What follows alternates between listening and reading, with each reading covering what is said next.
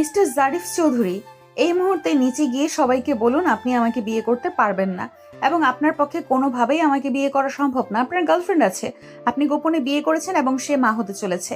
কথাটা খুব সিরিয়াস ভাবে বলবেন যেন সবাই এই বিয়েটা ভেঙে দেয়। বুঝতে পেরেছেন? কথাগুলো বলেই ইনায়া ছাদের রেলিংয়ে হেলান দিয়ে দাঁড়ালো চিন্তিত মনে। অপর পক্ষ থেকে কি উত্তর আসবে তার তো জানা নেই, ভাবমূর্তিও বোঝা যাচ্ছে না। বেশ চুপচাপ মানুষটা, বুকে হাত বেঁধে দাঁড়িয়ে আছে, দৃষ্টি নিক্ষেপ করা সোজা তার পায়ের জুতার দিকে। ইনায়ার কথায় কোনো প্রতিক্রিয়া জানালো না, গভীর চিন্তায় ধ্যানমগ্ন হয়ে আছে। ভ্রু কুঁচকালো ইনায়া। মানুষটা কি কালা? কোনো কিছু শোনে না কিছু? এমন সিরিয়াস কথার কোনো প্রতিক্রিয়া নেই। ইনায়া জারিফের সামনে হাতে তুড়ি বাজিয়ে বলল, ও হ্যালো, কি ভাবছেন? আমার কথা কি কিছু শুনতে পেয়েছেন আপনি? বিয়ের আয়োজন শুরু হয়ে গিয়েছে, দ্রুত নিচে যান আর কথাগুলো বলুন। জারিফ এবার সোজা হয়ে দাঁড়ালো, প্যান্টের দুই পকেটে হাত গুজে সরাসরি ইনায়ার দিকে দৃষ্টি নিক্ষেপ করলো। ইনায়ার মুখের দিকে ভালোভাবে তাকিয়ে বলল, আমি কানে কম শুনি না, জাস্ট বোঝার চেষ্টা করছি আপনি পাগল নাকি অসুস্থ মস্তিষ্কের। কথাটা ইনায়ার পেস্টেজে লাগলো। একটা ছেলে কিনা তাকে পাগল বলে অপমান করলো, সে আবার ভ্রু কুচকালো। কৌতূহলী মুখে দাঁতে দাঁত চেপে প্রশ্ন ছুড়ল, আমাকে পাগল বা অসুস্থ মনে হওয়ার কারণ কি আপনার? কোন দিক থেকে আমাকে পাগল মনে হয়?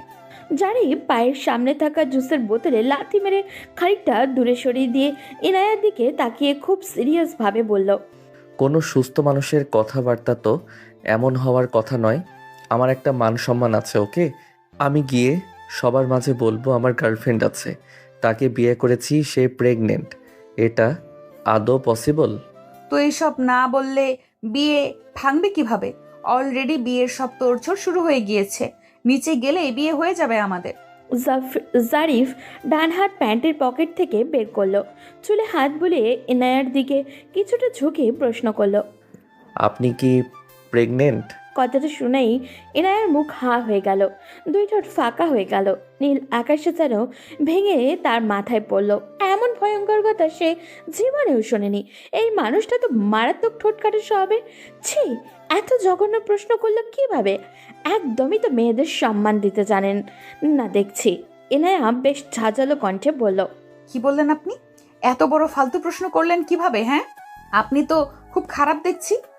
আপনি আমাকে এত বড় ফালতু প্রপোজাল দিলেন কিভাবে? হ্যাঁ, আপনি নিচে বলুন আপনার বয়ফ্রেন্ড আছে, তাকে গোপনে বিয়ে করেছেন, আর আপনি প্রেগনেন্ট। তাহলেই তো ঝামেলা মিটে যায়। এত কাহিনী করার তো কিছুই নেই। এইসব বললে কেউ বিশ্বাস করবে না, ভাববে আমি মিথ্যা বলছি, কারণ ওরা জানে আমার চরিত্র অনেক ভালো, তাই আপনাকে বলতে বলেছি, আপনার কথা বিশ্বাস করতে পারে। জারিফ ইনায়ার কথাবার্তা শুনে রীতিমতো যেন ভরকে গেল। এই মেয়েটা এসব কি বলছে? আশ্চর্য তো, মেয়েটা কি সত্যি পাগল নাকি মাথায় গন্ডগোল আছে? না হলে এত উল্টোপাল্টা কথাবার্তা কেউ বলে নাকি?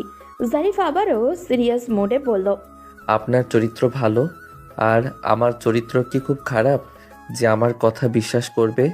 দেখুন, আপনি একটা ছেলে, আপনি যাই বলুন না কেন কেউ প্রেশার দিবে না, কিন্তু আমার বিষয়টা আলাদা।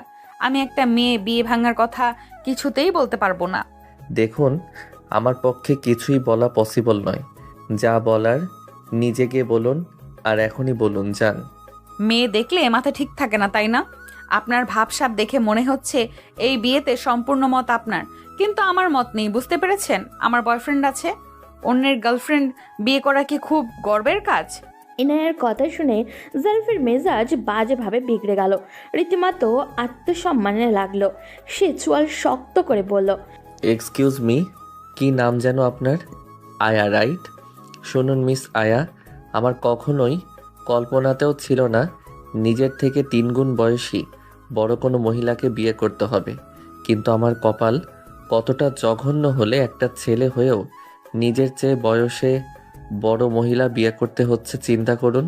জারিফের কথা শেষ হতেই ইনায়া অগ্নি চোখে জারিফের দিকে তাকিয়ে বলল, ও হ্যালো, আমার নাম ইনায়া, নট আয়া, ক্লিয়ার? আর আপনি কোন আক্কেলে আমাকে আপনার থেকে 3 গুণ বয়সী বড় মহিলা বলছেন? এখনো পর্যন্ত কোনো মানুষ বিশ্বাসই করে না যে আমি অনার্স থার্ড ইয়ারে পড়ি। যে দেখে সেই বলে তুমি কোন ক্লাসে পড়ো। আমি যখনই বলি অনার্স 3rd ইয়ার, মানুষ হাই হুতাশ করে বলে এটা কিভাবে সম্ভব। দেখে তো একদমই বাচ্চা লাগে। দেখে বোঝারই উপায় নেই তুমি অনার্স 3rd ইয়ারে পড়ো। নিশ্চয়ই খুব কম বয়সে স্কুলে গিয়েছিলে, নিশ্চয়ই অনেক মেধাবী স্টুডেন্ট। আর আপনি কিনা বলছেন আমি আপনার চেয়ে বয়সে 3 গুণ বড়। আমার চেয়ে 3 বছরের বড় আপনি। লজ্জা করলো না নিজের চেয়ে বয়সে ছোট বাচ্চা একটা ছেলেকে বিয়ে করতে রাজি হতে? ভোটার আইডি কার্ডে মিস্টেক করে আমার বয়স কয়েক গুণ বেশি দেওয়া হয়েছে, বুঝেছেন? তার মানে এই না যে আমার বয়স আসলেই অনেক বেশি, ওটা সংশোধন করতে দেওয়া হয়েছে। শাক দিয়ে মাছ ঢেকে কোনো লাভ আছে? এনিওয়ে, আমি আপনাকে ক্লিয়ার করে বলে দিচ্ছি, বিয়ে আমি একটা চাপে পড়ে করতে রাজি হয়েছি, এটা ঠিক। কিন্তু আমি কখনোই এই বিয়ে মেনে নিব না। একটা কথা মাথায় রাখবেন, আমার গার্লফ্রেন্ড আছে, অনেক সুন্দরী গার্লফ্রেন্ড। তাছাড়াও শহরের সমস্ত সুন্দরী মেয়েরা আমার পিছনে পিছনে ঘোরে। সেসব রেখে আপনাকে দেখে মাথা ঠিক না থাকার কারণ নেই। এনায়া 2 পা এগিয়ে জারিফের আরেকটু কাছে গিয়ে তর্জনী উঠিয়ে বলল, আমার পিছে 64 জেলার ছেলেরা ঘোরে, বুঝতে পেরেছেন? তাদের ব্যাকগ্রাউন্ড শুনলে আপনার মাথার ঘুরান্টি দিবে। এমন কোনো দিন নেই যে প্রেমের প্রপোজাল পাইনি আমি। কেউ ইউএসএ ফ্যামিলি সহ সেটেল, কেউ বিসিএস ক্যাডার, কেউ ব্যাংকার, কেউ শিল্পপতি। সেখানে আপনার মতো ছেলের কোনো চান্স আছে? আমিও ফ্যামিলির চাপে পড়ে বিয়েটা করতে রাজি হয়েছি। এনায়ার কথা শুনে জারিফ কপাল কুচকালো, ঠোঁট বাঁকিয়ে অন্যদিকে তাকালো, এমনভাবে ঠোঁট বাঁকালো যার মানে একটা কথাও বিশ্বাসযোগ্য নয়। এনায়ার আরও বেশি প্রেস্টেজ লাগলো। ছেলেটা মুখ বাঁকিয়ে তাকে অপমান করে দিল। এনায়া ভারী মুখভঙ্গি নিয়ে বলল, কি হলো, আপনি মুখ বাঁকালেন কেন? জারিফ শার্টের হাতটা গোটাতে গোটাতে বলল, তো যান, গিয়ে বাসায় বলুন আমি কোনো বেকার ছেলেকে বিয়ে করতে পারবো না। আমার পিছনে বিসিএস ক্যাডাররা ঘোরে। তো যান, আপনিও গিয়ে বলুন আপনার বিশ্ব সুন্দরী প্রেমিকা আছে, তাকে বিয়ে করবেন। বলেছি, না শুনলে কি করব আমি? বাবা কথা দিয়ে ফেলেছে, সেই কথার নড়চড় হবে না। হঠাৎ ইনায়া বলে উঠল। জানোয়ারের বাচ্চা একটা। কথাটা জারিফের কানে যেতেই জারিফ যেন ভড়কে গেল। সে কি ঠিক শুনল? তার বাবা এই কেমন মেয়ের সাথে বিয়ে ঠিক করেছে ওর, যার মুখের ভাষা কিনা কোনো ঠিক নেই। এইভাবে গালি দিচ্ছে। বিয়ের আগে যদি এইভাবে তাকে গালি দেয় তাহলে বিয়ের পরে কি করবে আল্লাহ জানে। চিন্তা করা যায়। জারিফের ইচ্ছা করছে কষিয়ে ইনায়ের গালে একটা থাপ্পড় দিতে। খুব কষ্টে নিজের রাগ কন্ট্রোল করে বলল, কি কি বললেন আপনি? ইনায়া যেন কিছুই জানে না, খুব অবাক হওয়ার ভান করে বলল, কি বললাম আমি? গালি দিলেন কাকে? ইনায়া ওনার মুড়ো দিয়ে বাতাস নিতে নিতে বলল, কারণকে গালি দিয়েছি। সময় নেই, অসময় নেই, চলে যায়। এরই মাঝে আকাশ থেকে বর্ষণ শুরু হলো। গুড়ি গুড়ি বৃষ্টির ফোঁটা পড়ছে। জারিফ আর ইনায়া দুজনেই আকাশের দিকে তাকালো। চাঁদ কখনো মেঘে ঢেকে গেল তারা বুঝতেই পারেনি। আকাশ কৃষ্ণরূপ ধারণ করেছে। জারিফ বলল, বৃষ্টি হচ্ছে, আমি নিচে যাচ্ছি। আপনার কিছু বলার থাকলে আপনার ফ্যামিলিকে নিজে গিয়ে বলুন। ইনায়া আরেক পা এগিয়ে জারিফের আরেকটু সামনে আসতেই ছাদের স্যাঁতস্যাঁতে জায়গায় পা পিছলে পড়ে যেতে নিলে জারিফ ইনায়ার হাত ধরে ফেলল। ইনায়া পেছন দিকে খানিকটা ঝুঁকে গিয়েছে। জারিফ হাত ছেড়ে দিলেই খুব জোরে নিচে পড়বে, আর এতে নিশ্চিত কোমর ভাঙবে তার।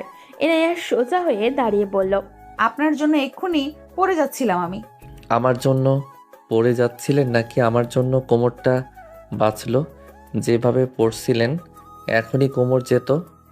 এরই মাঝে বৃষ্টি আরও জোরে শুরু হলো। রোড লাইটের আলো ইনায়ার একতলা ছাদের উপরে পড়েছে। এতক্ষণ কেউ কারো চেহারা খেয়াল করেনি।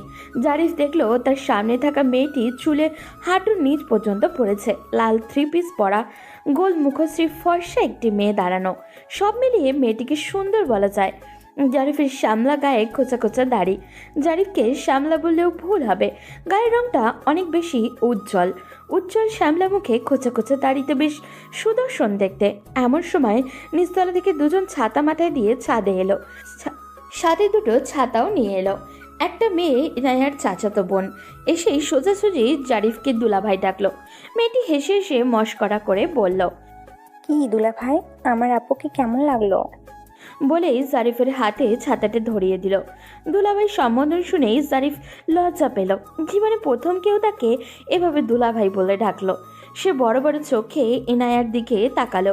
ইনায়া তার ছোট বোনের মাথায় একটা চাটি দিয়ে বলল, তুই বিয়েটা কর, দুলাভাই না বলে একেবারে জামাই ডাক।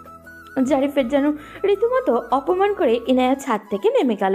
সাথে ইনায়ার সেই বোনটিও নেমে গেল। জারিফ বিরক্ত হয়ে ছাদের রেলিংয়ে হেলান দিয়ে গিয়ে আবারও দাঁড়ালো। জারিফের বন্ধু একটা ছাতা নিয়ে জারিফের কাছাকাছি এসে বলল, কি সমস্যা ভাই? মেয়েটা তো খারাপ না দেখতে, তাহলে আমাকে এত গুরুত্বপূর্ণ মেসেজ দিলে কেন বিয়ে ভাঙার জন্য? এই মেয়ে নিজেই তো আমাকে বিয়ে করতে চাইছে না, ওর বয়ফ্রেন্ড আছে। যে মেয়ে বিয়ে করবে না বলে সরাসরি এসে আমাকে বলে গেল, সেই মেয়েকে বিয়ে করা কতটুকু যুক্তিসঙ্গত ব্যাপার? তুই কেন বিয়ে করবি না বল? তোর তো কোনো গার্লফ্রেন্ড নেই। আমার এই বেকার লাইফে একটা মেয়ের দায়িত্ব কিভাবে নেই বলো? এমনি বাড়িতে তুমুল অশান্তি, আমি বেকার বলে ভাবি সারাক্ষণ ভাইয়ার সাথে অশান্তি করে। তার ধারণা ভাইয়ার সব টাকা আমার আর সংসারের পেছনে যাচ্ছে।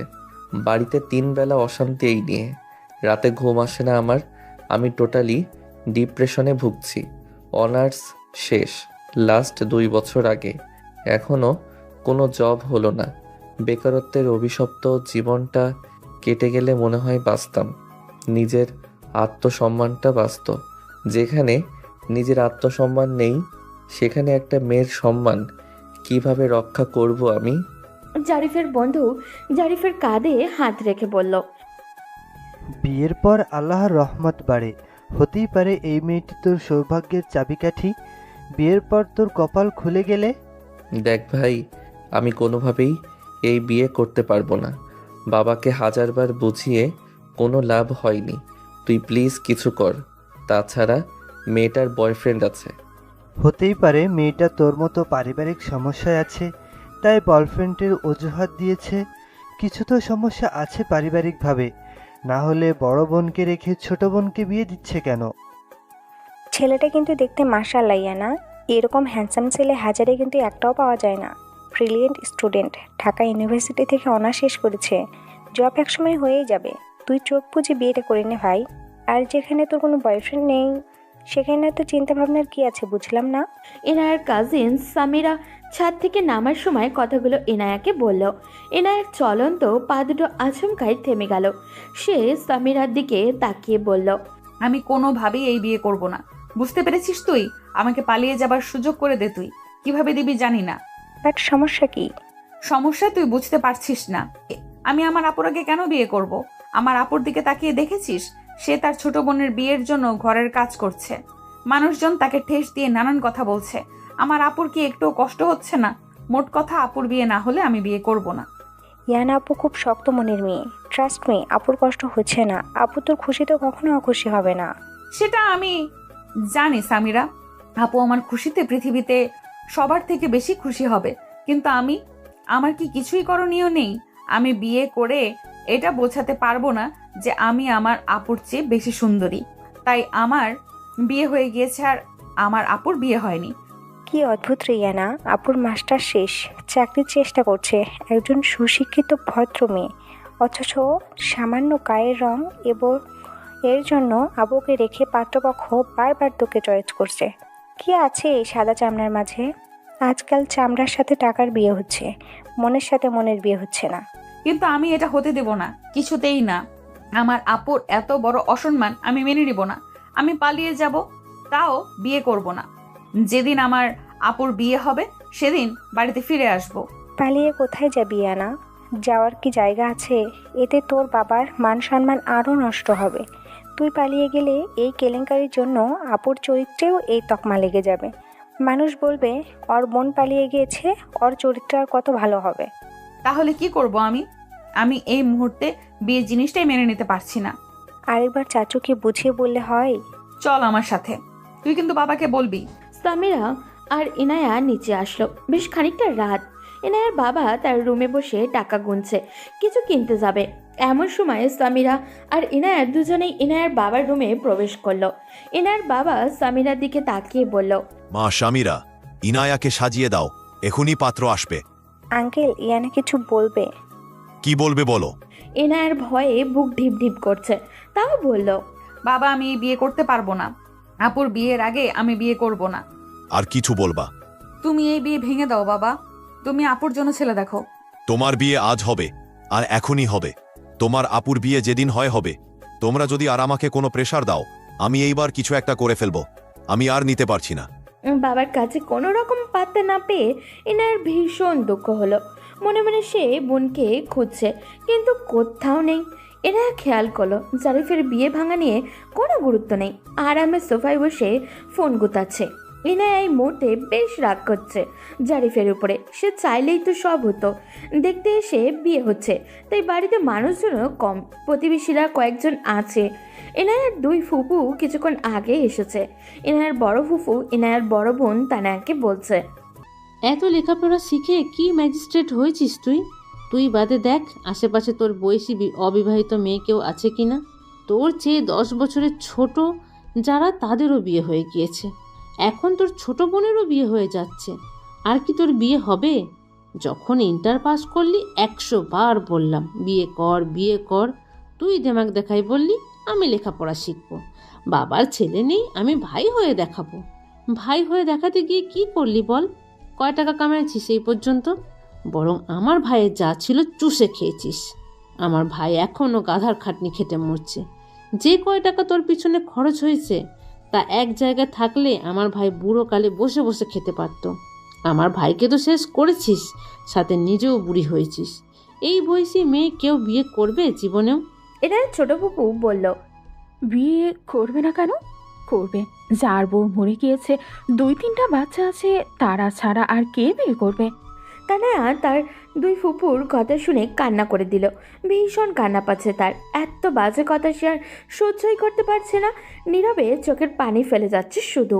ইনায়ার বড় ফুপি আবারও বলল, এতগুলো পাত্র আনলাম, একটাও ওদের পছন্দ হয় না। আরে বাবা, অন্যদের পছন্দ হবার আগে নিজের চেহারা তো আয়নায় দেখতে হয়। নিজের চেহারা না দেখে অন্যের চেহারা ভালো খারাপ বলতে লজ্জাও করে না। আমার বড় বৌমা একটা ছেলে আনলো, তার কি এমন সমস্যা ছিল? শুধু মাথায় টাক পড়া, আর আগে একটা বিয়ে ছিল। এই জন্য নাকি সেই ছেলে বিয়ে করা যাবে না। এখন ওর বাপ রাস্তাঘাটে হাঁটতে পারে না। যে দেখে সেই বলে বিবাহযোগ্য মেয়ে ঘরে রেখেছো, তোমার তো নামাজও হয় না ঠিকভাবে। তনয়া এসব শুনে মুখে ওড়না গুজে কাঁদতে কাঁদতে বাড়ির বাইরে গেল। ঘরের পেছনে হাঁটু ভাঁজ করে বসলো। দুই হাঁটুর মাঝখানে মাথা রেখে কাঁদছে। কষ্টে বুক ফেটে যাচ্ছে তার। শ্রাবণের ধারা বইছে, ঝুম বৃষ্টি শুরু হয়েছে। তনয়া আকাশের দিকে তাকিয়ে বলল, হে আল্লাহ, আর কত মানুষের কথা শুনবো আমি? আমি তো নিজে ইচ্ছে কালো হইনি। তুমি আমাকে সৃষ্টি করেছো গায়ের রং কালো দিয়ে। এই দোষ কি আমার? তাহলে কেন মানুষ আমাকে খারাপ কথা শোনায়? তুমি কি এসব কিছুই দেখো না? তুমি কি কিছুই শোনো না? হয় আমাকে একটা চাকরির ব্যবস্থা করে দাও, না হয় আমাকে দুনিয়া থেকে নিয়ে যাও। এই অভিশপ্ত কালো রং দিয়ে তুমি কাউকে সৃষ্টি করো না আল্লাহ। এখানে বসে কান্নাকাটি করে কি ছোট বোনটার বিয়ে ভাঙতে চাস মুখ পুরি? কোন দুঃখে কাঁদছিস? তোর আগে ছোট বোনটার বিয়ে হচ্ছে, তোর সহ্য হচ্ছে না তাই না? তোর মতো অপায়ার জন্য আমাদের ইনায়ার বিয়েটা ভেঙে যাবে। শোন তনয়া, অনেক কষ্টে ইনায়ার বিয়ে ঠিক করেছি। বড় বোন অবিবাহিত থাকলে মানুষ 1000টা প্রশ্ন করে, কি জন্য বড় মেয়ে রেখে ছোট বোনের বিয়ে দেওয়া হচ্ছে? বড় বোন কি প্রতিবন্ধী নাকি চরিত্র খারাপ? ইনায়ার বড় ফুপি ফারিদা বেগম বিশ্রীভাবে কথাগুলো তানায়ার সামনে এসে বলল। তানায়া কান্না ভেজা মুখ তুলে তার ফুপির দিকে তাকালো। তানায়ার বুক ফেটে যাচ্ছে কষ্টে। আপনজনদের থেকে এত বাজে কথা তার সহ্য হচ্ছে না। ইচ্ছা করছে এখানেই সুইসাইড করতে। শ্রাবণের এই প্রবাহিত ধারার দিকে তাকিয়ে তনয়া বলছে, এই রাতটাই আমার জীবনের শেষ রাত হোক। পৃথিবীর মানুষগুলো এত অবহেলা কেন করে এত নিষ্ঠুর আচরণ? তনয়া সম্পূর্ণ তো বৃষ্টিতে ভিজে একাকার হয়ে গিয়েছে। ফারিদা বেগম তানায়ের হাত ধরে টেনে হিঁচড়ে পেছনের দরজা দিয়ে ঘরে নিল। জারিফ ছাতা মাথায় দিয়ে ফাঁকায় এসেছিল ফোনে কথা বলতে। তখনই জারিফের চোখ পড়ে দৃশ্যটা। জারিফের চোখের সামনে যেন একটা নির্যাতিত অবহেলিত মেয়েকে দেখতে পেল। জারিফ ফোনটা প্যান্টের পকেটে গুছল। 2 কদম এগিয়ে কৌতূহলবশত জারিফ খেয়াল করলো বৃষ্টিতে ভেজা শ্যামবর্ণের একটি মেয়ে কাঁদছে। তাকে গালমন্দ করতে করতে কে ঘরে টেনে নিয়ে গেল। জারিফের সন্দেহ হলো মেয়েটা কাঁদছে কেন, আর মহিলাটাই বা এমন বাজে আচরণ করছে কেন? কি রহস্য আছে এই মেয়েটার মাঝে? মেয়েটি কি এই বাড়ির কেউ হলে তো এমন আচরণ করার কথা নয়। ফারিদা বেগম তনয়াকে নিয়ে ইনায়ার রুমে গেল, ধাক্কা মেরে ফ্লোরে ফেলে দিয়ে বলল, আর কোনো নাটক যেন না দেখি তনয়া। আত্মীয়রা যদি টের পায় এসব, এখনই বিয়ে ভেঙে যাবে। নিজে তো বয়স বাড়িয়ে বুড়ি হয়েছিস, সাথে বোনের বিয়েটা ভেঙে বোনকেও বুড়ি বানাবি? ইনায়া সাথে সাথে তনয়াকে ফ্লোর থেকে টেনে তুলল। চোখ দুটো রাগে চলে যাচ্ছে তার। অগ্নি চোখে তার বড় ফুপির ফরিদার দিকে তাকিয়ে বলল, কি সমস্যা তোমার ফুপু? কেন রোজ রোজ আসো আর আপুর সাথে বাজে ব্যবহার করো? মানুষের কথা তো আর তোদের কানে যায় না। বাইরে গেলে মান সম্মান আমাদেরই চাই। বাপের বাড়ি আসার সময় একজন জিজ্ঞেস করে, শফিক মেয়ে বিয়ে দেবে না? ইনায়া তানায়ার হাত শক্ত করে চেপে ধরে বলল, মানুষ তো কত কিছুই বলে, তাই বলে তুমিও বলবা? তুমি না ফুপু হও? তুমি আপনজন হয়ে যদি এসব বলো তাহলে বাইরের মানুষ কি বলবে? আপনজন বলেই তো চিন্তা করি বলেই পাত্র নিয়ে আসি। কিন্তু তোমাদের তো নায়ক ছাড়া পছন্দ হয় না। সোনার আংটি কালোও ভালো। পুরুষ মানুষের একটা বিয়ে থাকলে সমস্যা কি? তারা খাটো হলে সমস্যা কি? মাথায় চুল না থাকলে সমস্যা কি? বয়স একটু বেশি হলেই বা সমস্যা কি? পুরুষ মানুষ হলেই হলো।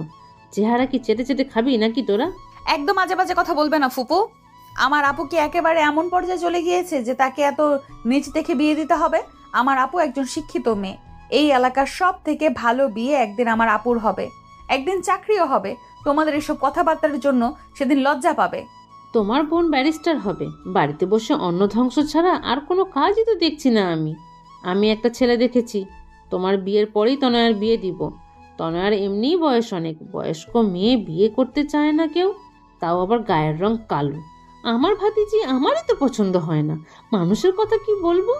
এই পাত্র বিদেশ থেকে এসেছে, বিদেশে থাকাকালীন সময়ে বউ চলে গেছে, একটা 3 বছরের ছেলে আছে। বড় বাড়ির ছেলে, দেখতে অনেক ভালো। এতই যখন ভালো পাত্র, বিয়েটা তুমিই করো। যাও, নিজের জামাইকে রেখে এই পাত্রের সাথে তুমি বিয়ে করো। আমার আপু আমার বাবার টাকায় খায় পরে, তোমাদের অসুবিধাটা কোথায় বুঝি না। কত বড় বেয়াদব মেয়ে! মুখের জন্য শ্বশুর বাড়ি গিয়ে টিকতে পারবি না? যা মুখ হয়েছে না, ঠিক ওর মায়ের মতো হয়েছে। ওর মা 4 লাইন বেশি বোঝে এই অবস্থা আজ সংসারের। আমরা ছিলাম বলে একটা ভালো ছেলের সাথে বিয়ে হচ্ছে তোর। সারা জীবন বলতে হবে ফুপু একটা কাজের কাজ করেছিল। এমন ছেলে এনেছো, ওই ছেলে তো বেকার। বেকার হলেও ছেলে ভদ্র, শিক্ষিত, প্রাইভেট পড়িয়ে হলেও তোকে খাওয়াতে পারবে। তুমি যে আমার মুখের কথা বলছো, তোমার মুখের কথাও তো কম না ফুফু। আহ ইনায়া, বড়দের সাথে তর্ক করতে নেই, ওনাদের বলতে দে। এমন সময় ইনায়ার মা পাপিয়া বেগম এসে বললেন, আপা, আমার মেয়েটা কালো বলে আপনারা এমন ব্যাপার কেন করেন সব সময়? আমারও তো খারাপ লাগে। কালো ফর্সা কি মানুষদের হাতে আছে বলুন? বলে পাপিয়া তানায়ার কাছে গিয়ে তানায়ার মাথায় হাত বুলিয়ে বলল, একটু মন খারাপ করো না মা, যে যাই বলুক, তুমি মন দিয়ে চাকরির জন্য বই পড়ো। ফরিদা বেগম আবারও দাঁত কিরমির করে বলল, তুমিই তো যত নষ্টের গোড়া। তোমার মাতব্বরিতে আজকে সংসারের এই হাল। তখন 1000 বার বললাম আর একটা বাচ্চা নাও, একটা ছেলেও তো হতে পারতো। তুমি 2টো মেয়ের পর সব বন্ধ করে বসে থাকলে। বেশি বাচ্চা নিবা না, আর মেয়েরাই নাকি ছেলে হবে তোমার। আমার ভাইয়ের ভিটেতে চেরাগ জ্বালাবে কে? জমি জাতি যা আছে সবই পরের ছেলে ভোগ করবে। আমার বাপ ভাইয়ের এত কষ্টের সম্পত্তি সব পরের ছেলেরা এসে দখল করবে। মেয়ে দুটোর একটা পথ হলে এই বাড়ি থেকে চলে যাব আমি। মেয়ে দুটোর জন্য এত কিছু সহ্য করে পড়ে আছি আমি চলে গেলে আপনারা এসে এসব নিয়ে যাবেন, চিন্তা করবেন না। আমার বাপের বাড়ির লোকেরা আমাকে তাড়িয়ে দিবে না। ফারিদা বেগম রুম থেকে গটগট করে বেরিয়ে গেল। ইনায়া তানায়াকে জড়িয়ে ধরে কাঁদতে কাঁদতে বলল, আপু, আমি তোমার কোনো অসম্মান হতে দিব না। আমি বিয়ে করব না আপু। মানুষ তোমাকে খারাপ কথা বলবে, আমি তো সহ্য করতে পারবো না। তানায়া চোখের পানি মুছে বলল, আমাদের মাকে দেখ, কত শক্ত নারী, কত কিছু সহ্য করে আমাদের মানুষ করেছে। তার মেয়ে হয়ে আমরা সামান্যতে ভেঙে পড়বো কেন? জারিফ আড়াল থেকে কথাগুলো শুনল। কথাগুলো শুনে বুঝতে পারলো কেন ইনায়া বিয়েতে অমত করছিল। ইনায়ার ফুপুর কথাবার্তা জারিফের একটুও ভালো লাগেনি, সাথে তনয়ার জন্য খারাপ লাগলো ওর। বুকের ভেতরে কেমন জানি মোচড় দিয়ে উঠল, অজানা ব্যথা অনুভব হলো। সামান্য গায়ের রঙে কি সব। আধা ঘন্টা পর জারিফ আর ইনায়ার জন্য কাজে চলে এলো। ইনায়ার সিম্পল সাজগোজ, জারিফেরও শার্ট প্যান্ট পরা। আসলে আজ তারা বিয়ের উদ্দেশ্যে আসেনি। ইনায়ার ফুপুর পরিচিত জারিফের বাবা কথা প্রসঙ্গে ইনায়ার ফুপুর কাছে ছেলে বিয়ে দেওয়ার কথা বলেতেন। তিনি তখন ইনায়ার ফুপু জারিফের বাবাকে ইনায়ার কথা বলে, যেই কথা সেই কাজ। জারিফের বাবা জারিফ আর জারিফের বন্ধু আর জারিফের মা আর মামাকে নিয়ে এসে ইনায়াকে দেখেই পছন্দ হয়। হুট করেই আজ বিয়ের সিদ্ধান্ত। জারিফ তখন থেকেই এক ধ্যানে বসে তনয়ার কথা ভাবছে। মেয়েটার মনে অনেক কষ্ট। পৃথিবীতে প্রতিটা মানুষই যার যার জায়গায় অসুখী। জারিফ তার বাবাকে আবারও বলল, বাবা, তুমি আবারও ভেবে দেখো, আমার এই বেকার অবস্থায় বিয়ে করাটা কি ঠিক হবে? তাহলে আমাদের রান্না করে খাওয়াবে কে? তোমার ভাবি চাকরি করে, তোমার মাকে রান্না করতে হয়। তুমি কি চাও আমরা এই বুড়োকালে না খেয়ে মরি? এই মেয়ে কি রান্না করে খাওয়াবে? খাওয়াবে, ওর ফুফুর সাথে কথা হয়েছে। বাড়িতে একটা রান্নার লোক নিচ্ছ, তাই তো? বাড়ির বউ নিচ্ছ না? বাড়ির মেয়ে নিচ্ছি, যে তার বুড়ো মা বাবাকে দেখবে। নিজের একটা মেয়ে থাকলে কি অন্য বাড়িতে বাবুর্চির চাকরি করতে পাঠাতে বাবা? স্রেফ আমার প্রশ্নের উত্তর দাও এবং এক বাক্য উত্তর দাও। ছেলের এমন প্রশ্নে খানিকটা বিব্রত বোধ করলেও নওশে আহমেদ চারিদিকে তাকালেন, কেউ তাদের কথাবার্তা শুনছে কিনা। চাপা কণ্ঠস্বরে বললেন, বিয়ের পরে প্রতিটা মেয়েই শ্বশুর বাড়িতে গিয়ে রান্না করে। তোমার মা কি রান্না করেছে না? এভাবেই তোমার বউও রান্না করবে। লেখাপড়া শিখেছো বলে কি নিয়ম কানুন সব উল্টে পাল্টে দিতে চাও নাকি? লেখাপড়া শিখেছি বলেই আমার বিবেকে বাঁচছে বাবা। আমার নিজেকে ধিক্কার দিতে ইচ্ছা করছে। আমি কি না এই বয়সে নিজের অমতে বিয়ে করেছি? এই যুগে এসেও পরিবারের চাপে বিয়ে করছি। বাংলা সিনেমার মতো বলে দিলে তোমাদের ঋণ শোধ করতে হলেও আমি যেন বিয়েটা করি, না হলে মানুষ তোমাকে বেইজ্জতি করবে। তোমার কি উচিত ছিল না একবার অন্তত আমার মতামত নিয়ে মেয়ের ফ্যামিলিকে কথা দেওয়া? আমি কি এখন ছোট আছি যে সব সিদ্ধান্ত তোমাদের কথা মতো নিতে হবে? বিশেষ করে আমার লাইফের এত বড় গুরুত্বপূর্ণ সিদ্ধান্তটা কি নিজের ইচ্ছা মতো নেওয়ার অধিকার নেই? চুপ করো, কাজে এসে গিয়েছে। এই বাড়ির কেউ এসব শুনলে কি হবে? তোমার মতো বেকার ছেলের সাথে এত সুন্দর একটা মেয়ে, ভাবতে পারছো তুমি? বেকার ছেলের সাথে কি কেউ মেয়ে বিয়ে দিতে চায়? আমি খুব কষ্টে মেয়ের ফুফুকে এটা সেটা বলে মেয়ের বাবাকে রাজি করিয়েছি। আমাদের এলাকার সেরা সুন্দরী বউ হবে তোমার। বেকার কথাটা শুনেই জারিফের আত্মসম্মান যেন মাটির সাথে মিশে গেল। এই কথাটা রেগুলার তাকে শুনতে হয়। এটা যেন তার জীবনের অভিশাপের মতো হয়ে আছে। ঢাকা ইউনিভার্সিটি থেকে লেখাপড়া শেষ করে তার কোনো জব হচ্ছে না। রাগী শরীরের রক্ত টক বক করে ফুটে উঠল জারিফের। মানুষের মাঝে সিনক্রিয়েট করতে পারছে না। শুধুমাত্র বাবার মান সম্মান বাঁচাতে বিয়েটা করতে হচ্ছে ওকে। সে নিজেকে শান্ত করে বলল, আমি জানি আমি বেকার বাবা। এই বেকার লাইফে আমি কি কখনো বলেছি বিয়ে করব? তুমি বিয়ে ঠিক করলে আবার তুমি খোঁটা দিচ্ছ। কথা প্রসঙ্গে বললাম আর কি। মা বাবা সন্তানের খারাপ চায় না, এটা মাথায় রেখো। এখনই বিয়ে পড়ানো হবে। বিয়ের আগ মুহূর্তে ইনায়ার হবু শ্বশুর বাড়ি থেকে হাত, কান আর গলার গহনা দিয়ে ইনায়ার ফুপুর হাতে। ইনায়ার ফুপু ইনায়াকে গহনাগুলো পরিয়ে দিতে দিতে বলল, আমি আগেই ওদের বলেছিলাম মেয়েকে 3 প্রকার গহনা দিতে হবে, ঠিক তাই দিয়েছে। বোঝাই যাচ্ছে ফ্যামিলির অবস্থা অতটাও খারাপ নয়। ইনায়ার হলো রাজকপাল। সাউথ থেকে এক প্রতিবেশী বলে উঠল, ইনায়ার যে সুন্দর চেহারা, রাজকপাল ছাড়া আর কি হবে শুনি? সাইড থেকে এক প্রতিবেশী বলে উঠল। এরই মাঝে কাজে চলে এলো। বিয়ে পড়ানো শুরু হয়ে গেল। ইনায়ার জারিফ দুজনেই চাচ্ছিল কোনোভাবে যেন বিয়েটা না হয়, কিন্তু কপালে লিখন খণ্ডানোর ক্ষমতা কারোর তো নেই। দুজনের অনিচ্ছা থাকলেও বিয়েটা হয়ে গেল। কবুল বলতে ইনায়ার আধা ঘন্টা সময় লেগে গেল। কবুল বলার সাথে সাথেই পাল্টে যাবে তাদের পুরো জীবন। চারিদিক থেকে সবার অনুরোধে ইনায়া কবুল বলল। কবুল বলে চিৎকার দিয়ে কেঁদে দিল ও। এই বিয়ে নিয়ে ইনায়ার কত স্বপ্ন ছিল। আগে তার আপুর বিয়ে হবে, আপুর বিয়েতে প্রচুর সাজগোজ করবে, অনেক মানুষ আসবে। নিজের বিয়ে নিয়ে কি প্ল্যান করে রেখেছিল ও? বিয়ের 7 দিন আগে থেকে বাড়িতে একটা বিয়ে বিয়ে আমেজ থাকবে, নাচে গানে আর আনন্দে মুখরিত হবে চারপাশ। আর যার সাথে বিয়ে হবে সে হবে একজন রাজপুত্র। ইনায়াকে ভীষণ প্রায়োরিটি দিবে, বিয়ে নিয়ে সব প্ল্যান করবে ইনায়ার সাথে, সারাক্ষণ চোখে হারাবে তাকে। কিন্তু কিছুই তো হলো না। বিয়ে নামক কাঙ্ক্ষিত জিনিসটার স্বপ্ন ধ্বংস হয়ে গেল ওর। প্রতিটা মেয়েরই স্বপ্ন থাকে তার বিয়ে একটু অন্যরকমভাবে হবে। মানুষরা ভাবে আসলে কি তা হয়? মানুষরা ভাবে তা কখনোই হয় না। বিয়ের পর ইনায়াও কান্না মিশ্রিত কণ্ঠে বলল, আম্মু, তুমি তো সারা জীবন আমাদের নিয়ে প্রতিবাদ করেছো, আমাদের লেখাপড়ার জন্য প্রতিনিয়ত যুদ্ধ করেছো। আজ তাহলে কেন তুমি বাবাকে বাধা দিলে না? কেন আম্মু? তোমার কাছেও কি তোমার মেয়ে একটা বোঝা হয়ে গিয়েছে? ইনায়ের মা এবার ইনাকে বুকের সাথে জড়িয়ে ধরে বলল, তোমার আম্মুর কাছে তোমার 2 বোন কখনো বোঝা নাও মা। কেন যেন ছেলেটার দিকে তাকিয়ে আমার মন বলল, ছেলেটা ভালো, তোমাকে ভালো রাখবে। আমার দোয়া আছে তোমার সাথে, তুমি সুখী হবে মা। রাতে খাওয়া দাওয়া শেষ করে শ্বশুরবাড়িতে ইনায়াকে নিয়ে যাওয়া হলো। জারিফের মা আর ফুপু ইনায়ের গালে মিষ্টি দিয়ে ভেতরে নিয়ে গেল। ইনায়া খেয়াল করলো গাড়িতে একজন মহিলা বসা ছিল, খুব সাজগোজ করা, না কুচু স্বভাবের। ইনায়ার সাথে একটা কথাও বলেনি। গাড়ি থামতেই ইনায়াকে রেখে একা একাই বাড়িতে প্রবেশ করলো। কিন্তু মহিলাটাকে দেখতে তো খুব বেশি বয়স্ক না। জারিফের বড় ভাই ইনায়াকে বলল, ইনায়া, আমার বাবা মা, সালাম করো। ইনায়া জারিফের মা বাবাকে সালাম করলো। জারিফের বাবা মা বলল, মা ইয়ানা, আমি নিজে তোমাকে এই বাড়িতে নিয়ে এসেছি। সবার সাথে মিলেমিশে থাকার চেষ্টা করো, কেউ যেন না বলে আমার পছন্দ খারাপ। ইনায়ার মাথা তুললো, তাকালো।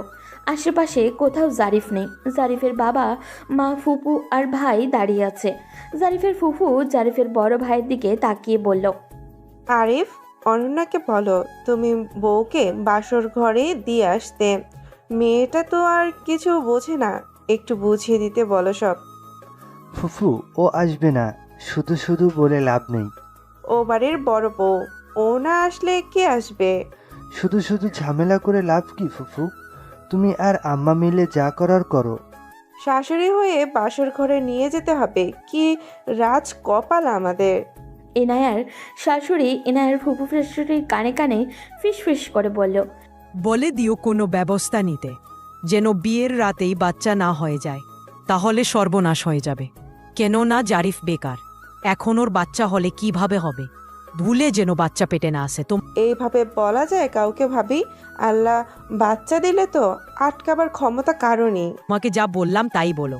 শাশুড়ির কথাগুলো শুনেই ইনায়া বেশ অবাক হলো। তার ফুপি তো বলেছিল ছেলে বেকার হলেও তাদের আর্থিক অবস্থা অনেক ভালো, তাহলে একটা বাচ্চা হলে তারা খাওয়াতে পারা নিয়ে এত চিন্তিত কেন? ইনায়ার মনে হাজারটা প্রশ্নের জট। জারিফের ফুপু ইনায়াকে জারিফের ঘরে নিয়ে গেল। জারিফের বিছানায় বসিয়ে দিয়ে বলল, এইটা তোমার বাসর ঘর মা। বাসর ঘর হলো মেয়েদের জীবনে গুরুত্বপূর্ণ রাত। ইনায়া অবাক হলেও নিজের বাসর ঘরে ঢুকে চারিদিকে তাকিয়ে হু হু করে কান্না পেল তার। কল্পনায় হাজারোবার স্বপ্ন দেখেছিল লাল বেনারসি পরবে, সে তার বর শেরওয়ানি পরবে, তাজা গোলাপ আর রজনীগন্ধার সুবাসে মোমো করবে তার বাসর ঘর। তার কল্পনায় সাজানো ঘরের সাথে এই ঘরের এক বিন্দু পরিমাণও কিছু মিল নেই। বুকের মাঝে এক না পাওয়ার আক্ষেপ আর যন্ত্রণায় ভেঙে চুরে যাচ্ছে সে। পুরো রুমটা চোখ বুলায় সে। একটা খাট, একটা আলমারি, একটা আলনা আর একটা বড় পড়ার টেবিল। টেবিল জুড়ে অসংখ্য বই, সব বই বিভিন্ন চাকরির পরীক্ষার আর বিসিএস প্রিপারেশনের। ইনায়ার মাথায় চক্কর দিল, এত বই মানুষ পড়ে কিভাবে? জারিফের ফুফু ইনায়ার হাতে এক পাতা ওষুধ দিয়ে বলল, রাতে একটা ওষুধ খেয়ে নিও। বলেই রুম থেকে বেরিয়ে গেল। ইনায়া প্যাকেট থেকে আশ্চর্যজনকভাবে তাকিয়ে রইল। খাটের উপর ফেলে চুপ করে বসে রইল ও। কিছুক্ষণের মাঝেই জারিফ প্রবেশ করে রুমে। জারিফ রুমে ঢুকতেই আজ অন্যরকম কিছু একটা ফিল করলো। এতদিন সে একা থাকতো এই রুমে, আজ অন্য এক নারী বসে আছে। আজ থেকে এই ঘরে সে একা নয়, সাথে এই নারীটাও থাকবে। জারিফ ঘরের ছিটকিনি লাগিয়ে দিল। ইয়ানা বুক কেঁপে উঠল। যতই হোক পুরুষ মানুষ তো, একা ঘরে একটা মেয়ে পেয়ে সে নিশ্চয়ই চুপ থাকবে না। এখন সে জারিফের বিয়ে করা বউ, কিছু বললেও তো ইনায়া বাধা দেওয়ার ক্ষমতা নেই। কিন্তু ইনায়া মোটেও প্রস্তুত নয় এসব ব্যাপারে, কারণ জারিফ সম্পূর্ণ একজন অপরিচিত ছেলে। তার প্রতি ইনায়ার কোনো ফিলিংস নেই। যার প্রতি ফিলিংস নেই তার স্পর্শ কখনোই ভালো লাগতে পারে না। জারিফ খেয়াল করলো ইনায়ার মাঝে সেই সন্ধ্যার কোণে তেজ নেই, একদম নর্মাল দেখাচ্ছে। দেখাবেই না কেন? আনএক্সপেক্টেডভাবে মেয়েটার বিয়ে হয়ে গেল তার মতের বিরুদ্ধে। নিশ্চয়ই নিজের পছন্দের কেউ ছিল। অসম্ভব সুন্দরী এই মেয়েটি, বয়ফ্রেন্ড থাকা তো অস্বাভাবিক কিছু নয়। হুট করে চিরচেনা নিজের ঘর, নিজের আপনজন ছেড়ে সম্পূর্ণ অপরিচিত একটা জায়গায় এসেছে ও। খারাপ লাগা স্বাভাবিক তো, বিয়ে তো হয়েই গিয়েছে। এখন আর মেয়েটির সাথে ঝামেলা করে লাভ নেই। তবে মেয়েটি যদি তার বয়ফ্রেন্ডের কাছে যেতে চায়, জারিফ বাধা দিবে না। জারিফ ইনায়ার কাছে এসে বলল, আপনি বোধহয় ক্লান্ত, ঘুমিয়ে পড়ুন। জারিফের কথা শুনে ইনায়া আরও অবাক হলো।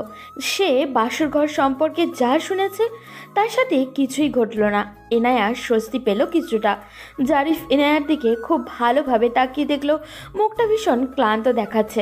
জারিফ আবারও বলল, আপনি ওয়াশরুমে গিয়ে হাত মুখ ধুয়ে ফ্রেশ হয়ে নিন, ভালো লাগবে। আর এই শাড়িটা চেঞ্জ করে নিন। আমি আর পোশাক আনিনি। আচ্ছা, আগে ফ্রেশ হয়ে আসুন।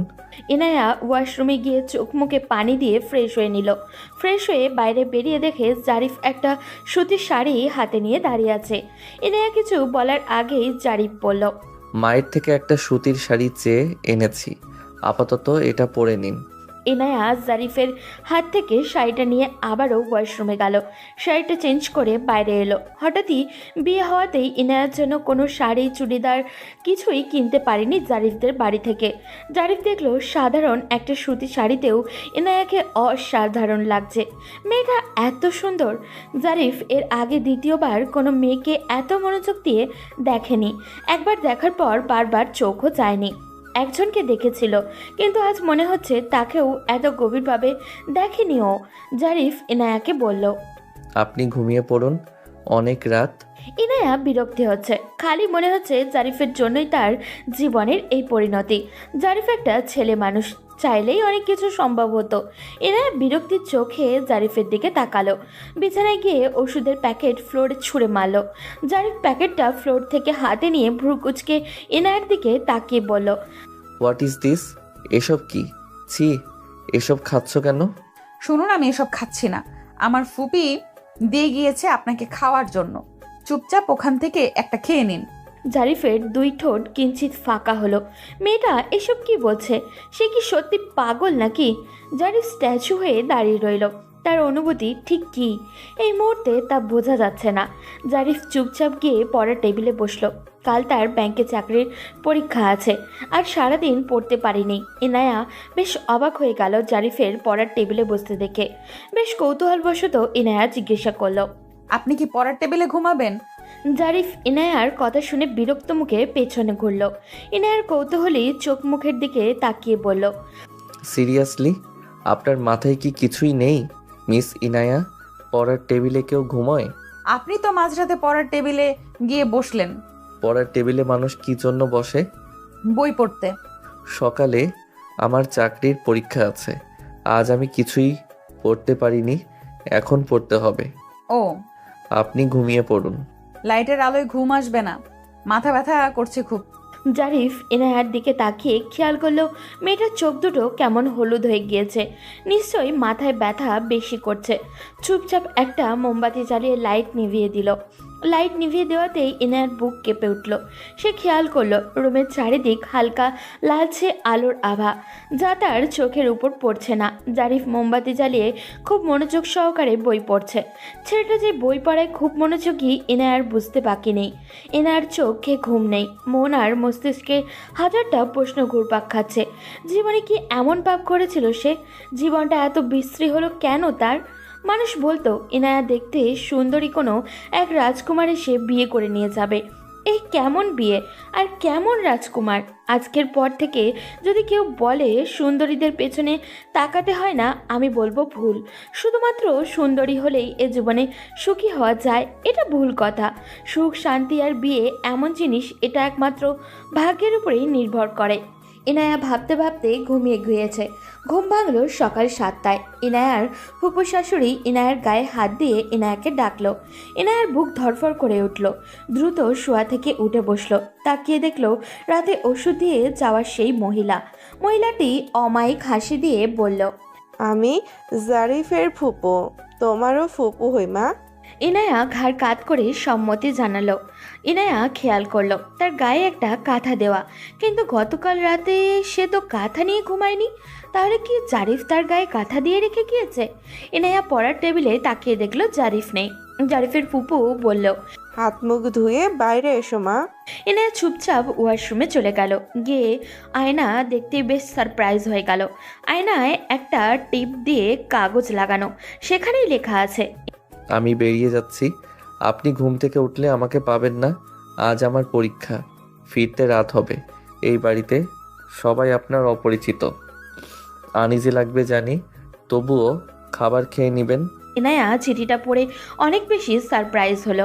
একটা অজানা মানুষের প্রতি এত যত্ন ইনায়া আগে দেখেনি।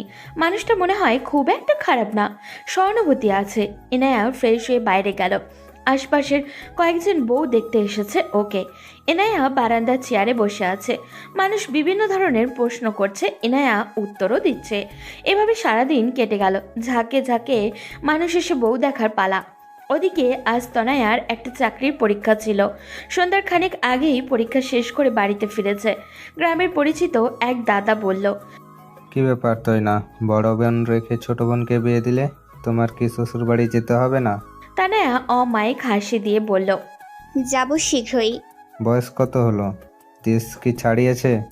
না, 27। ওই তো একই কথা।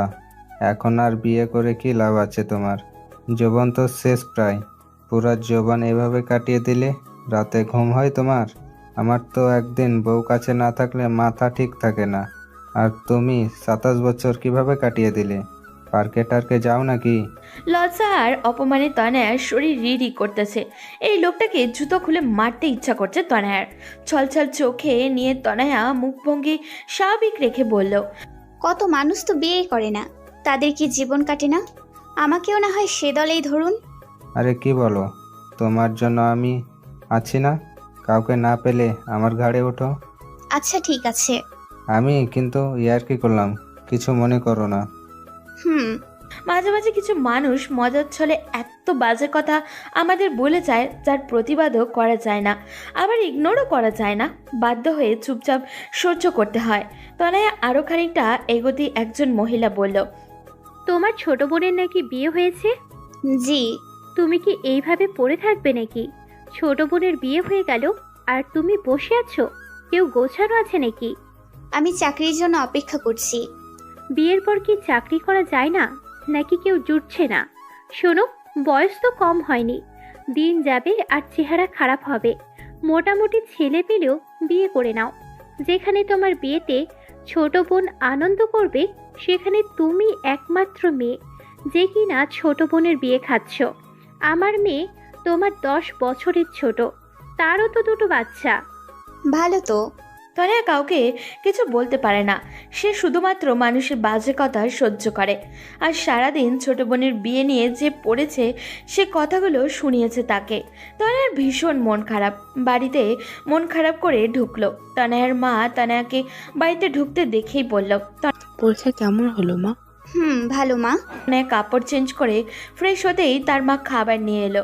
তনয়ার মন খারাপ দেখে বলল, ইয়ানার জন্য কি মন খারাপ মা?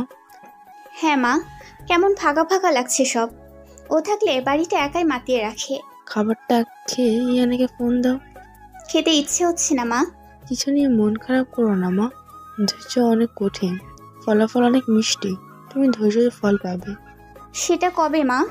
আমি কবে চাকরি করব আর বাবাকে ফুপুদের হুকুম থেকে রক্ষা করব? ফুপুদের জমিতে চাষ করে খায় বলে বাবা যেন ফুপুদের কাছে আটকে আসে। তোমার বাবার ছেলে নেই বলে ওরা দুর্বল ভাবে, দাম দেয় না। তোমার বাবার মানুষটা খারাপ না, কিন্তু ভয় পায়। দেখো না, একে সিদ্ধান্ত নিজের হাত নিতে পারে না। মানুষ যা বোঝায় সে তাই বোঝে। এই যে সবাই বুদ্ধি দিল, তোমার তো ছেলে নেই, ঘর বানাবা কেন? সে আর ঘর বানালো না। তোমার চাচা ঢাকা থেকে এটা তারই ঘর। সবাই যার যার মতো কিছু না কিছু গুছিয়েছে, কিন্তু তোমার বাবা তা পারেনি। সে কখনোই ভাবেনি আমাদের কিছু গোছানোর প্রয়োজন। আমার জীবনটা যেভাবে কেটে গেল, আমি চাই না আমার মেয়ে দুটোর জীবন আমার মতোই কাটুক। আমি যেদিন চাকরি পাবো সেদিন সবাইকে বলো মায়ের কালো মেয়ে আজ সুন্দর হয়ে গিয়েছে। সারাদিন কেটে গিয়ে সন্ধ্যা নেমেছে। জারিফের ভাবেই অনন্যা বলল, আম্মা, জারিফের বউকে রান্নাটা শিখিয়ে দিন। ওর ফুফু তোমার বাবাকে বলেছে ও নাকি সব পারে। ইনায়া ফ্যাল করে তাকিয়ে রইল। সে তো কখনো রান্নাই করেনি, টুকটাক পারে। ফুপি এত মিথ্যে কেন বলল? শাশুড়ির হুকুমে ইনায়া লবণ হলুদ মাখানো মাছ গরম তেলে জোরে ফেলতেই তেল ছিটকে তার হাতে এসে লাগলো। সে চিৎকার দিয়ে উঠল। জারিফের মা এবার চেঁচিয়ে বলল, ওইভাবে কেউ মাছ ফেলে? সামান্য এইটুকু জ্ঞানও তোমার নেই। তোমার মা শিখিয়েছেটা কি? ইনায়া হাতের ব্যথায় ছটফট করছে। অনন্যা চোখ মুখ বাঁকিয়ে বলল, এই মেয়ে নিয়ে এসেছেন রান্নার জন্য? বোঝাই যাচ্ছে কি রান্না করে খাওয়াবে। তোমার বাবা তো বলল তুমি বিশাল রান্না জানো। যাও, ফ্রিজ খুলে ডিম ভেঙে হাতে লাগাও আর তোমার রুমে চলো। ইনায়া কিছু না বলে চুপচাপ নিজের রুমে প্রবেশ করলো। তার পিছন পিছন অনন্যাও রুমে আসলো। অনন্যা সেই ইনায়ার কানের দুল খুলতে খুলতে বলল, এসব তো আমার গহনা। তোমাকে বিয়ের দিন পরানোর জন্য দিয়েছিলাম, এখন নিয়ে যাচ্ছি, পরে আবার হারিয়ে যেতে পারে। ইনায়া অবাক হয়ে অনন্যার দিকে তাকালো। অনন্যা এক এক করে হাত, কান, গলা সব গহনা খুলে নিয়ে গেল। বিয়ের পরের দিন নতুন বইয়ের সব গহনা খুলে নেওয়ার মদ লাঞ্ছনা এই দুনিয়াতে নেই। হাতের যন্ত্রণা আর মনের যন্ত্রণা দুই মিলে একাকার হয়ে গেল। ইনায়া বুঝতে পারল এই বাড়িতে আরও অনেক কিছু তাকে সহ্য করতে হবে। রাত 9টায় জাফির বাসায় ফিরল। তার হাতে কয়েকটা প্যাকেটগুলো টেবিলের নিচে রাখলো। ইনায়া খাটের উপরে বসে আছে। জারিফ রুমে ঢুকতেই ইনায়ার দিকে নজর গেল। কেমন যেন খালি খালি লাগছে দেখতে, কি যেন একটা মিসিং। জাফির খেয়াল করলো কানে কোনো গহনা নেই তার গায়ে। জারিফ হাতের ঘড়ি খুলতে খুলতে বলল, কেমন আছেন? ভালো। সারাদিন খেয়েছেন? আপনি? বাইরে থেকে খেয়েছি। রাতের খাবারও খেয়ে এসেছেন? না। ও, আপনি তো ফোন আনেননি। আমার ফোনে ফোন দিয়েছিল আপনার বাড়ি থেকে। কথা বলুন। ইনায়া ফোনটা নিয়ে ব্যালকনিতে চলে গেল। জারিফ বুঝতে পারল কিছু একটা গরমিল হয়েছে। সে এগিয়ে গেল ব্যালকনির দিকে। আড়াল থেকে শুনতে পেল, আম্মু জানো আজ আমার গরম তেলে হাত পুড়ে গিয়েছে, কিন্তু কেউ হাতটা ধরেও দেখেনি, কেউ জিজ্ঞাসাও করেনি আমার কষ্ট হচ্ছে কিনা, কেউ একটু মলমও এনে দেয়নি। তুমি নেই বলে আজ কেউ আমার ব্যথায় উতলা হয়ে ওঠেনি। তোমার মতো আসলে কেউ হয় না আম্মু। আমার বিয়ে দিলে কেন আম্মু? জীবনে কি এমন পাপ করেছিলাম আমি? আপু মনে করে গায়ের রং কালো হওয়া পাপ, কিন্তু আজ আমি মনে করছি গায়ের রং সাদা হওয়াটাও পাপ। আজ গায়ের রং সাদা বলেই মানুষের নজরে এসেছি, আর নিজের ক্যারিয়ার হওয়ার আগেই বিয়েটা করতে হলো। সদ্য বিবাহিত মেয়ের কথা শুনে ইনায়ার মায়ের বুক ফেটে যাচ্ছে। কান্না চেপে ধরে রাখতে পারছে না। কয়েকটা নিঃশ্বাস নিয়ে বলল, জারিফ দেখিনি। জারিফ, তুমি কি যাতা বলছো আম্মু? তাকে আজ ঘুম থেকে ওঠার পর মাত্র দেখলাম। এই বাড়ির সবাই সমান। আমি জারিফের কি হই আম্মু সে দায় দেখাতে যাবে? আমার কপালটা এত খারাপ হবে কল্পনাও ছিল না আম্মু। শ্বশুর বাড়িতে মেয়েদের আপনজন হয় একমাত্র স্বামী, কিন্তু আমার ক্ষেত্রে তা সম্পূর্ণ উল্টো। জারিফ তার বাবার কথা মতো বিয়ে করেছে, কবুল বলেছে, ব্যাস দায়িত্ব শেষ। বউ কি জিনিস এটাই তো সে জানে না। নিজের পছন্দে নিজের ইচ্ছায় বিয়ে করেনি। সে আমাকে পছন্দ করে না, চেনে না, জানে না, হুট করে বিয়ে করেছে। সে আমার খেয়াল কিভাবে রাখবে আম্মু? বিয়ে এভাবে হয় ইয়ানা, অজানা একটা মানুষ আপন করে হয়ে যায়। যাকে আমরা চিনতামই না সে জীবনের চেয়ে প্রিয় মানুষ হয়ে যায়। জীবনে এমন অনেক কিছু ঘটে যায় যা আমরা কল্পনাও করি না। জারিফ শিক্ষিত ছেলে, আমার বিশ্বাস ও তোমাকে বুঝবে, ও তোমাকে পছন্দ করবে, এত বেশি পছন্দ করবে যে তুমি সেদিন এই দিনটার কথা ভাববে। কথাগুলো বলার সময় ইনায়ার মা কাঁদছিল, সেটাই ইনায়া বুঝতে পারল। ইনায়া কান্না মিশ্রিত কণ্ঠে বলল, কেতো না আম্মু, আর শোনো, ওরা আমার গায়ের সব গহনা খুলে নিয়ে গিয়েছে। এসব গহনা জাইরের ভাবির, উনি আজই সব খুলে নিয়েছে। এই বাড়ির পরিবেশ কত খারাপ তুমি জানো না আম্মু? আমার জীবনটা শেষ হয়ে গিয়েছে। আমি একদিনে বুঝতে পেরেছি ওখানের পরিবেশ। চেহারা সুন্দর হলেই মানুষের কপাল সুন্দর হয় না, চেহারার চেয়েও ভাগ্য ভালো হওয়া বেশি জরুরি আম্মু। এরা আমাকে এনেছে শুধু বাড়ির কাজ করানোর জন্য। ওরা ফিস ফিস করে বলা করছিল আমাকে আর পড়তে দিবে না। এমনকি আমার শাশুড়ি আজই বলে দিয়েছে আমি যেন 3 বেলা রান্না করি, সংসারটা গুছিয়ে রাখি। জারিফ বেকার, আমার খাওয়ার পড়ার খরচ দেওয়ার সামর্থ্য নেই। জারিফের চাকরির আগ পর্যন্ত যেন আমি আমার বড় জায়ের সাথে মানিয়ে চলি, যে যা বলে তাই যেন শুনি। সে চাকরি করে, সংসারে টাকা দেয়, বড় লোকের মেয়ে। আজ দুপুরে আমাকে সব বুঝিয়ে দিয়েছেন এইভাবে। এমন হলে আমি জারিফ আর ওর ফ্যামিলির সাথে কথা বলবো। বিয়ের আগে তো এসব কথা ছিল না। এর চেয়ে আমাকে মেরে ফেললে না কেন? এই বাড়িতে আমার কোনো সম্মান নেই আম্মু। কথাগুলো যেন জারিফের হৃদয় ছুঁয়ে ছুরির মতো বিঁধল। এনারা ছলছল চোখ জারিফকে ক্ষত বিক্ষত করলো। নিজেকে ধিক্কার দিতে ইচ্ছা করছে। সে একজন ব্যক্তিবান পুরুষ, এনায়া তার স্ত্রী। এনায়ার এত বড় অপমান সে মেনে নিতে পারছে না। এনায়া তো জোর করে এই বাড়িতে আসেনি, বরং সে বিয়ে করতে রাজি ছিল না। সবাই প্ল্যান করে মেয়েটার সব স্বপ্ন শেষ করে দিল। নিজের পরিবার যে এমন জারিফ সেটা জানতো, তাই বিয়ে তো করতে রাজি ছিল না। নিজের পরিবারের মানুষ এই অন্যায় জারিফ মেনে নিবে না। রাগে ফুঁসতে ফুঁসতে নিজের মায়ের ঘরে গেল। ঘরে ঢোকার আগেই জারিফের কানে এলো। জারিফের বড় ভাবি জারিফের আম্মাকে বলছে, আম্মা, জারিফ তো টিউশনি করে। আমরা তো আর এতদিন ওর কাছে টাকা পয়সা চাইনি, কিন্তু এখন থেকে জারিফকে বলবেন ও যেন সংসারে টাকা দেয়। শুনেছি আমার যা বেতন, ওর 4 চেয়ে বেশি টিউশনি করে থেকে ইনকাম পায়। জারিফ তখনই রুমের ভেতরে প্রবেশ করলো। নিজের মায়ের দিকে অগ্নিরূপে তাকিয়ে বলল, মা বাবা কোথায়? কেন বাবা? এখানে ডাকো, কথা আছে। জারিফের চিৎকার শুনে ইনেয়া রুম থেকে বেরিয়ে বারান্দায় দাঁড়ালো। জারিফের বাবা আর বড় ভাই রুমের মধ্যে প্রবেশ করলো। জারিফের বাবা বলল, কি হয়েছে জারিফ? নিজেদের ছোটলোকি ব্যবহার এইভাবে প্রকাশ করছো কেন তোমরা? হয়েছে কি? ইনায়ার গহনা খুলে এনেছে কেন ভাবি? আর গহনা সে এনেছে, এতে সমস্যা কি? গহনা দিয়েছিলে কেন? একজনকে কিছু দিয়ে খুলে আনার মতো ছোটলোকি কিভাবে করলে? এবার জারিফ তার বাবার দিকে তাকিয়ে বলল, তুমি ভাবির গহনা কেন দিয়েছিলে? ওই বাড়িতে মানুষজন জিজ্ঞেস করছিল আমরা কি দিচ্ছি, তাই বড় বৌমার গহনা দিয়েছিলাম।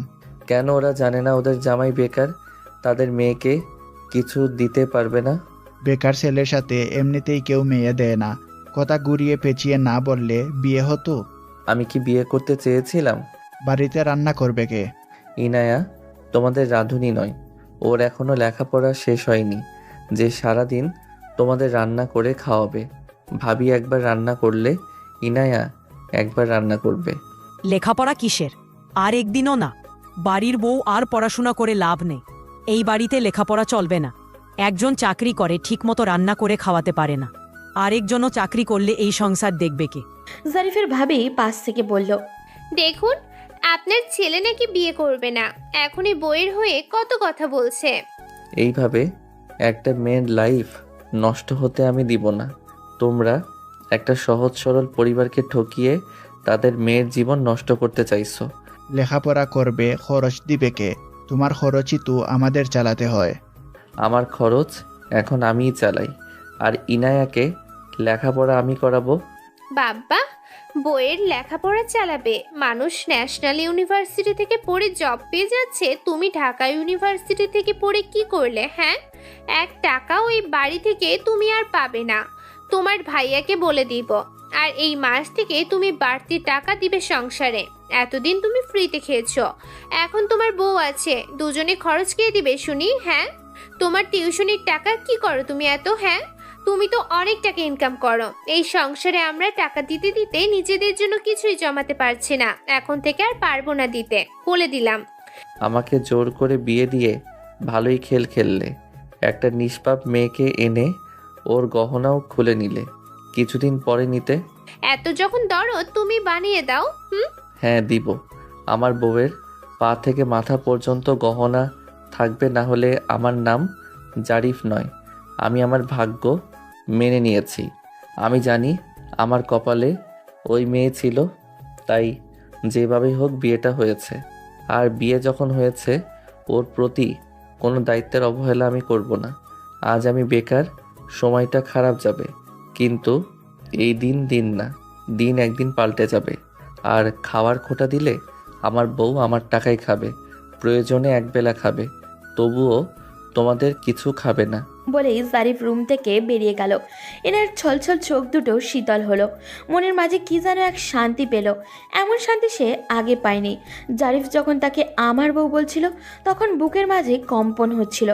জারিফ তার মা বাবার রুম থেকে বেরিয়ে গেল। এনায়া রুমে চলে গেল। জারিফের কয়েকটা কথা এনায়ার সব দুঃখ ভুলিয়ে দিল। যেন হঠাৎই বৃষ্টির মতো এক পশলা প্রেম এনায়ার হৃদয়ে দোলা দিল। যত্নই বোধ হয় একমাত্র ভালোবাসার অস্ত্র। জারিফের আনা প্যাকেটগুলো ইনায়া খুলল। সেখানে 4টা 3 পিস, সাথে কিছু কসমেটিক্স। ইনায়া বুঝলো এগুলো জারিফ এনেছে। ইনায়া অপেক্ষা করছে জারিফের জন্য। জারিফ এলে সে আর খারাপ ব্যবহার করবে না। কিছুক্ষণের মাঝেই জারিফ রুমে এলো। সোজা ইনায়ার কাছে গিয়ে কোনো অনুমতি ছাড়াই ইনায়ার হাতটা ধরে বলল, দেখি হাতটা। ইনায়া হাতটা মেলে দিল। দেখতেই জারিফের বুকের মাঝে জ্বলন উঠল। ইস, হাতটা তো পুড়ে গিয়েছে একদম।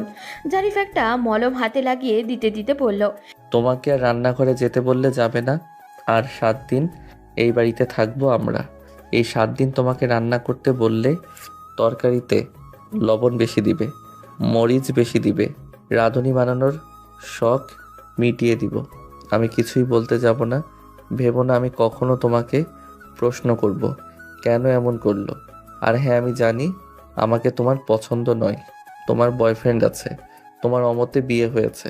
তুমি চাইলে সেখানে যেতে পারো, তবে এখনই যেও না। মানুষ খারাপ বলবে। আমি বাসা নিব 7 দিনের মাঝে। আমি বেকার, তবে টিউশনই আছে। সমস্যা নেই, চালাতে পারবো। হয়তো একটু কষ্ট হবে। এনার চোখে আবারও ছলছল করে উঠল। এমন একটা মানুষই তো সে চেয়েছিল জীবনে। তার আম্মুর চোখ এত নিখুঁত হলো কিভাবে? এনার ইচ্ছা করছে এখনই জারিফকে জড়িয়ে ধরে বলতে, মাত্র একটা দিনে আমার মন চুরি করে নিয়েছেন মশাই। আমি তো আপনাকেই ভালোবাসি। কিন্তু লজ্জায় বলতে পারল না। ঠোঁটের কোণে মৃদু হাসি নিয়ে বলল, আমার কোনো বয়ফ্রেন্ড নেই।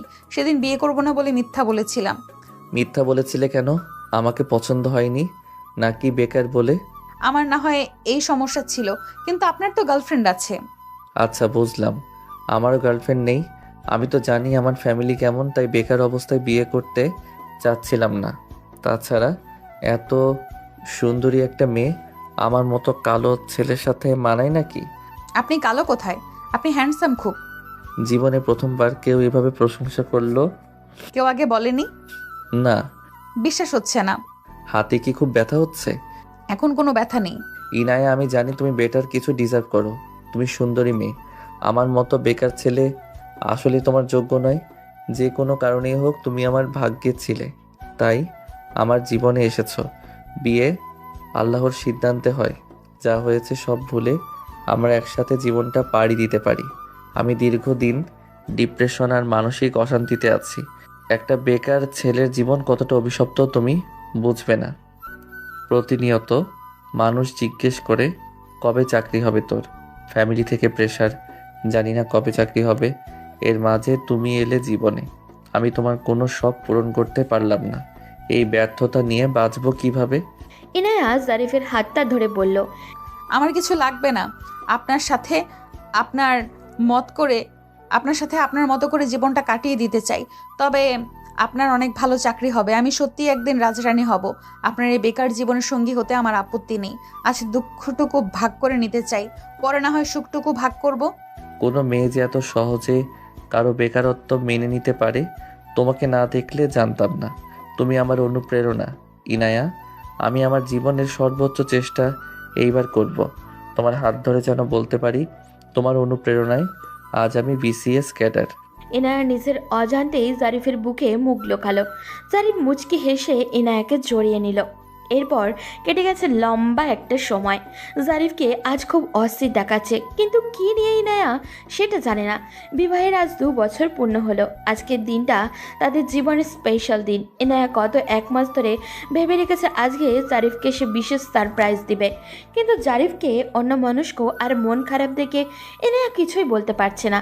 বিগত 2 বছর অনেক অশান্তি আর দুঃখ কষ্টে দিন কেটেছে ইনায়া আর জারিফের।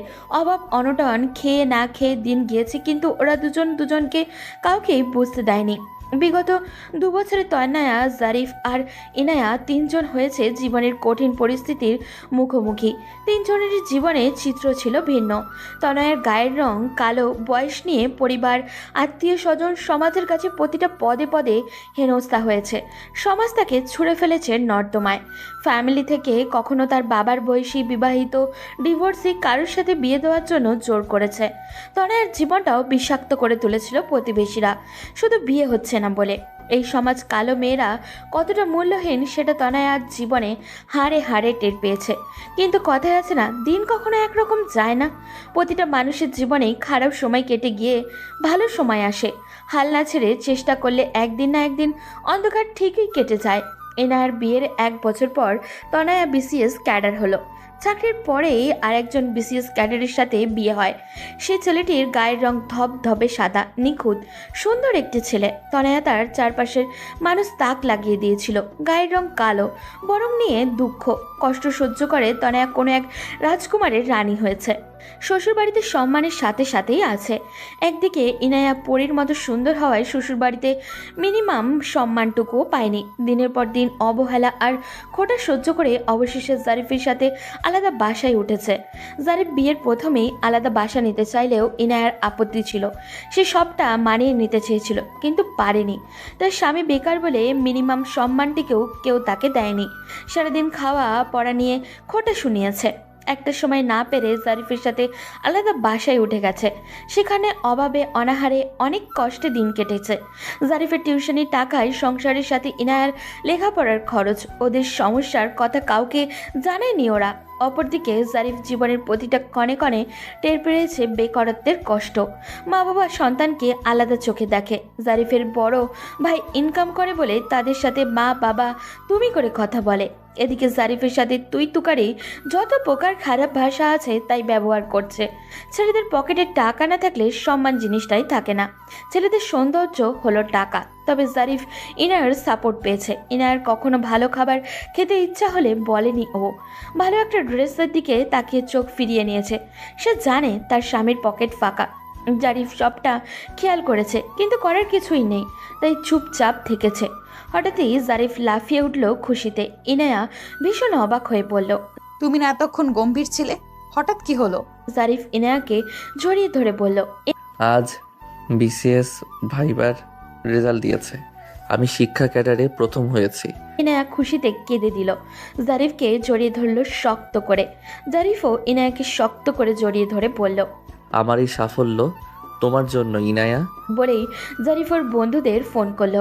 ইনায়ার থেকে যে জারিফের প্ল্যান আজও বেশি ছিল ইনায়া জানে না। জারিফের বন্ধুরা এসে জারিফ আর ইনায়ার জন্য বাসর ঘর সাজালো, একদম ইনায়ার মনের মতো করে।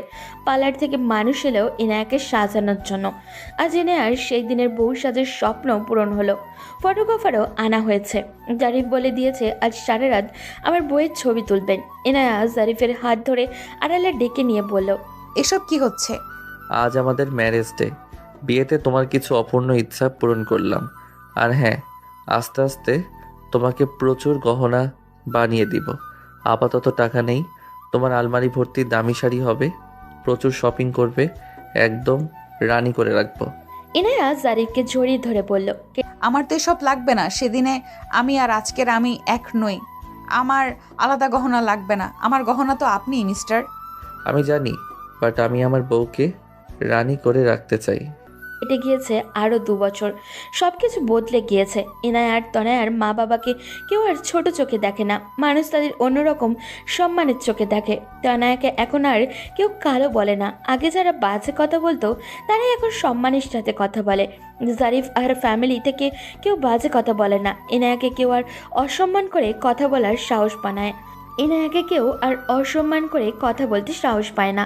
ইনায়ার এখন অনেক গহনা হয়েছে, আলমারি ভর্তি শাড়ি হয়েছে। জারিফ তার জারিফ তার কার্ড ইনায়ার হাতে তুলে দিয়েছে। ইনায়া সত্যি এখন রানী। দুজন অচেনা মানুষ এখন এক একজন এক এক অপরজনকে ছাড়া নিঃশ্বাসে নিতে পারে না। ভালোবাসা সুন্দর, দুজন মানুষ সঠিক হলে কষ্টের পরেই সুখ আসে, এটাই প্রকৃতির নিয়ম। ভালো থাকুক তাদের ভালোবাসা।